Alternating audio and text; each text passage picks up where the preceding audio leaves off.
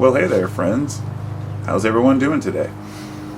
It's Carpo, once again, and today I'm going to do another video in the Human Nature series. You might not even know that I have a Human Nature series, but that's what I call it in my own head, and I label it as such, but some of them I haven't really uploaded because it tends to be one of those subjects that I just, it's difficult to talk about. One of these things being like being a parent, as in today's video, and I figure I have a pretty good grasp on being a parent, but I don't talk about it much. Not because I'm it's interesting because I actually realize that I just roll my eyes at people who write books on parenting, especially when they're young parents. If a person wants to write a book on parenting from, as a retrospective, as when they're older and their kids are grown, that's one thing. But, just observing people and their kids is not something that's going to give you that much insight into a system as to how to raise kids. And most of the parents, when I was a kid, my parents and their generation thought that there were books on parenting and techniques. Should you spank your child or should you not? Should you, put your kid down or should you praise them? And look, in my generation, Gen X, we were raised with a new type of parenting, which was to give the kids more space and to praise them. I mean, that was something that was, just a regular thing. Praise your kids, don't put them down. And it raised, then that continued on from our generation to the next, but eventually there was a generation of, I hate to say it doesn't matter that when you were born or what particular year you were born. It's one of those things where you either get certain things or you don't. Now I have parents who raised me during a time when I was pretty much let do whatever I want. I was pretty much allowed to just run the gamut, right? I could go out with my friends whenever I wanted, but there were certain limits. There were certain things I was not supposed to do, obviously, as a kid. I mean, you don't go out and murder and pillage and burn things down, but my brother and I, we started a few fires. We caused a few problems, and let me just say that I don't regret any of it. The problems we caused, the trouble that we made, I don't regret a single bit of it, and it's because it helped me grow. It helped me understand what it meant to be a human being. So, even with my kids, I give them a lot of space. But there is an entitlement that a lot of kids have, and huge portions of a generation have, with, the millennials. I don't want to say it's the millennial generation, but there was definitely, after the millennial generation, there was kind of, it's not that it was a selfish or arrogant generation, but a forgotten generation, like Gen X, us. We were considered the forgotten generation because we were right in between, and there were all these things happening, these mini baby booms, right? I mean, it followed after the war. The baby boom continued on 20-year intervals, more or less.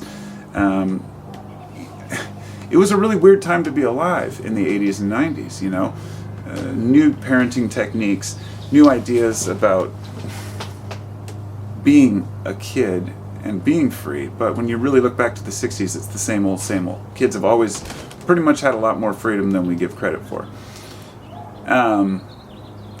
Don't forget Ray Brower, bless his soul. That's Stand By Me if you're not aware. But anyway, there were times I remember going out with a friend and cutting down a tree, things like that, like feeling horrible for no reason, just to do it, and thinking, why did I do that? So I'm going to get into now being a parent, and especially why this is important now during COVID. COVID has been a time where a lot of kids have suffered adverse mental health effects because of not just COVID, but because of the current circumstances that we all face in this world. The current circumstances financially and otherwise. And a lot of kids have had negative thoughts of suicide, and I don't even like talking about those. Even if you say a word, that word, suicide, instantly a video can't be monetized. It's one of those subjects that a lot of people don't want to talk about. And it's just like death. Talking about death is something that people shy away from. But when you have double the cases of young people, it's hard to ignore it. You have to step up and say, okay, I see this is a major problem. Is there something deeper? Being out of school as long as kids have been, and mind you, my kids just went back recently for 2 days a week, but months ago I said we should keep the schools closed, that kind of thing. But now I'm, as a parent, weighing the options. What's more important, mental health or the possibility that kids might carry the virus? It's very difficult. This has changed the way. It's a lot harder for us to just kind of bury our heads in the sand and pretend we know what's going on these days when we think about the deaths and we think, okay, well, what's an acceptable death rate for kids to go to school? But a lot of kids have been overeating. A lot of kids have been undereating. And there's been a lot more screen time. If you're a parent out there, your kid, if they are a screen kid, and I do know parents who don't let their kids have any screen time. Those poor kids. The kids are growing up in a different world where technology reigns supreme. So you're going to have to kind of give leeway when your kids are already using things like Zoom and these meeting things for Google Classroom for these meetings. It's hard to distinguish work from play anymore, and but it's also a pacifier is the point. A lot of the kids who are using these things are using them as a pacifier, but it's because kids need routine and we need structure. And I say we because we were all kids at one time. Having structure is important. Getting up at a certain time, going to school or work or whatever it may be. And as an adult who's suffered at times with no employment, where I'm working for myself and just create my own schedule, I know how hard it is to get going and to feel motivated when you don't have a basic structure to your life. But more importantly than that, way more importantly than that structure is the interaction with friends, with unique people. People that may put us in a precarious situation where we feel awkward or we feel like we're maybe uncomfortable, which I guess would lead me into the PC culture debate right now. I'm not going to go into that, but that an entire generation thinks that you can just tell people what you don't want to hear and then it's going to go away. But even that is working its way through the system. People who have kids these days want to teach them tolerance. We want to teach them understanding. And I'll probably title this video something about being stoicism in parenting. But I'd like to say that that's why I'm addressing the children themselves, because even though parents are having a hard time right now, you have to think of the kids. As one person put it in an article I read, the best thing that you can do, they said, imagine being 8 years old and the realization that it's been 1 year of a pandemic. For us as adults, I'm 45. A year goes by like freaking that. Really quickly. And for a kid who's 8 years old, right? That's been like 15% of his life. I mean, his conscious waking hours have been so limited that that's a long time for a kid to have to wear masks, sanitize, and some kids have taken it to a level of, it's pushed them over the top. Kids who may already have mental disorders. It's kind of like when you do psychedelics. If you already have a predisposition to psychosis, then you might go through a psychotic episode, not because of the drug, but because it pushed you to that point. So another thing is that a lot of young kids can't express their feelings about what's going on, and therefore it's easy to just kind of figure they're just being, naughty or throwing tantrums for no reason, but really they just can't share their feelings. And that's important too. We've all hit a pandemic wall right now. And the wall, as they call it, means that basically we're just kind of done. I went to the park today with my kids to check on my kids, and of course, there's dozens of people out in the field and on the playground. There's nobody wearing a mask, except for an elderly couple walking through. And they chose to walk through, and they wore a mask, and that's fine for them. Whether it works or not doesn't matter. The point is that people are finally just kind of sick of it, and they figure we're good to go. And that's where I'm coming from now at this point. As a parent, seeing the mental effects of COVID on my kids, on other kids, I have to eat my words earlier saying that the virus might be actually more dangerous. I think that if we had nailed it down at the beginning, and like New Zealand or God forbid Vietnam, who did a phenomenal job, we might be able to, go back to normal without worrying. But at this point, it's just going to be protecting the vulnerable. So as a parent, the point of that is the danger of a virus worth the shutdown? I don't know at this point. I don't think it is, especially not any longer, perhaps for a month at the beginning. But right now, I'm kind of beyond that. I have my youngest, and I have 3 kids, so I figure I'm pretty well versed in parenting. I've got not just an 8-year-old and an 11-year-old, but I have a 26-year-old who he just went on a hike with Lucy, our dog, and after she took me for a pull on the skateboard, if anyone saw that video, it was pretty funny. She loves to pull you around. But anyhow, raising a dog, I guess, is very like raising a kid, but nothing at all like raising a kid because of the conscious, the discussions you have to have with. You don't have to have a discussion about sexuality with your dog, although some people might. Hold a crystal. That's the solution to parenting. Always carry a crystal with you. Total joke, of course. That was going to be a prop for the beginning of this video as a complete joke. Like, you want to know the solution to parenting? You got to hold a crystal in your pocket and hope for the best, right? But it's very difficult to parent. So yeah, I have 3 boys, and my youngest have gone back to school recently for 2 days a week. So it's kind of a weird schedule, hard to get them to want to function without the structure that they need. But I don't blame the education system or I honestly have always been kind of opposed to structured, the public school system, if you will. But I know that without it, nobody would have an education, only the rich. And as if we didn't have enough disparity in wealth already. That's another subject. But it's not another subject, because what's going on right now is affecting all people, and a lot of kids are suffering in very poor households, being kicked out of their homes, or living homeless. I think there's even kids at my son's school who don't have a home. So it's important for us to remember that being a parent requires acknowledging that other kids, like the kids that I was talking about COVID and how, you just kind of hit a wall. Well, my son stayed the night at his friend's house. His friend stayed the night over here the other night. And there's like 6 or 7 of them that run around like a gang in the town, right? And they have a great time. They play together, jump on the trampoline, play on the playground. You can only do so much. I'm not going to have my kids sanitizing their hands every 5 minutes, obviously. You take as many precautions as you can and try to be respectful, whatever. But it's at this point just become, I want my kids to have a normal childhood at this age. That's more important to me than worrying about whether they're wearing a mask every time they're out or not letting them play at all. There have been some neighbor kids who aren't allowed to play with any kids, but eventually the parents all give in.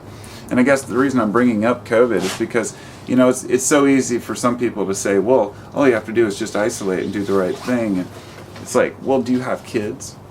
Do you realize that kids need that kind of companionship? They need to hang out with their friends. I've seen a total turnaround in my kid, not just since he has been playing. It's been a spring related, not just COVID, but spring as well. Kids start coming out. We all start coming out of our shells. I'm watching the sun go down. It's a beautiful sunny day here. And the kids are all outside playing, running in and out. And we even heard one of our friends' mom was sick. Or one of his friends' mom was sick, and they were hanging out over there. It's like, okay, anybody could be sick at any time. My kids always get sick. Kids always carry viruses home. I'm starting to sound like the people at the beginning who are the naysayers. I do realize COVID's a serious thing, but it's been a year. And at this point, it's become very difficult. So I've talked enough about the kids and the schools and COVID. What I really want to talk about is stoicism as a parent. What does it mean to be a stoic parent? Well, first you might ask, what is stoicism? You'll have to look at that yourself. It's a philosophy about remaining basically calm in the face of adversity. But it's not as simple as the cool, calm, collected individual who doesn't say anything. It evokes this image of a guy who is totally cool with everything. No. It means you can acknowledge your emotions and let them pass through you. If you get to the point where you have no emotions about things, that's not stoicism. That's sociopathy, I guess. I mean, if you've lost your emotions, then you have lost everything, in my opinion. But learning how to manage them and say, oh, that frustrates me, or that saddens me, that's important. Really important. Emotional intelligence in my book is the most important form of intelligence, of which there are several. Some people say 5, 7, 12, 20. It doesn't matter. Intelligence is everywhere. There's natural intelligence. There's, emotional intelligence. The one funny thing is that brings to mind something I heard someone say the other day on a podcast, which really resonated. Said, they were talking about science, but they were saying it relates to everything we think we know about the world, including parenting. That, it says when you go to the Grand Canyon, you stand there and you look over the edge and it seems so vast and huge, and you can't even imagine what it's like. You start walking down into it, all of a sudden you just can't believe how large it really is. You could not imagine from being up at that distance. You start to see different valleys and crags open up in the way that as we learn new things, we realize, oh my God, I didn't even think about that. Or, oh God, around this corner there's this and this. They're all parts of something, the things, that exist within the framework of life, but we can't always identify them until we know them. And this goes back to the old Socratic, wisdom, which is the greatest wisdom lies in knowing you know nothing. And it's true in the sense that what that really means is acknowledge that you're always learning. And we're always learning. And as parents, we were kids just yesterday. I'm 45 years old. I'm raising kids with what I know now. Does that make me any smarter than when we raised my other son back when I was in my 20s? Maybe I did better then than I do now because I took more risks. I don't know. I think we all just do the best we can. You're never prepared to have kids. You're never prepared to be a parent. It's just what humans do. And I think it's a phenomenal thing. I think it's wonderful. I wouldn't trade it for anything. There are moments where it's frustrating and difficult, of course. That's just natural with anything. But acknowledging that being a parent is so rewarding because it's in the natural order of things. I don't know. Anyhow, that's all I've got. Thanks for listening. Thanks to my patrons. Thanks to my viewers. And if you want to support my channel, you can check me out on Patreon, Carbo719. Or you can check out my Discord server at the same name.